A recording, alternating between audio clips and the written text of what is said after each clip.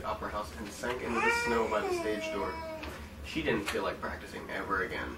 But just then, a figure came hurrying up the pathway, muttering to itself, "Oh dear, I'm late again. The manager will be furious. Must hurry."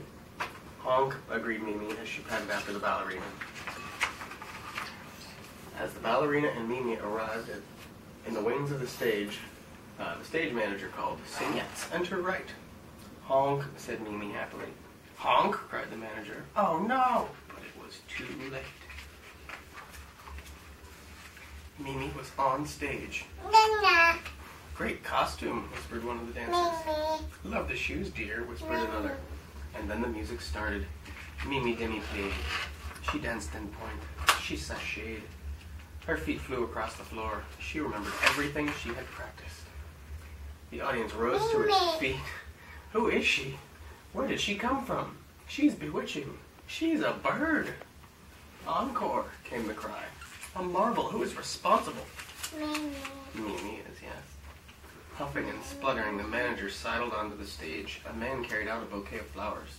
"Thank you," said the manager. "They're not for you," said the man. "They're for the bird." The audience cheered and clapped. "Bravo!" they cried. The manager smirked and bowed some more. Huh? Yep, that's him. "Hey, you bird," he mouthed. "Can you come again tomorrow?" "Honk," said Mimi. Honk, honk. The end.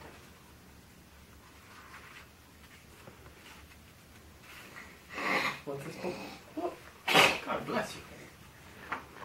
What's this book called? What? Or Oh. is it Honk? Oh. Oh. Oh. Oh. Yeah, there's an N and a K on there too.